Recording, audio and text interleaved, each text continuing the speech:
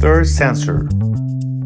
In addition to all advantages of automation and control that TC-900E Log offers, it's possible to enable a third sensor. This sensor can be configured to measure the temperature of the second evaporator, the external ambient temperature, or the temperature of the condenser. When configured as a second evaporator sensor, the regular fan output becomes a second defrost output for this twin evaporator.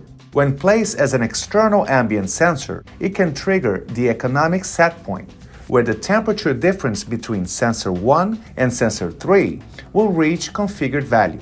If serving as a condenser sensor, it will enable two new configurable alarms, indicating elevated temperatures due to dirty filters or an obstruction, or indicating critical high temperatures when unsafe equipment operation is reached, disabling the control outputs. See more about the TC-900E Log in our playlist on YouTube.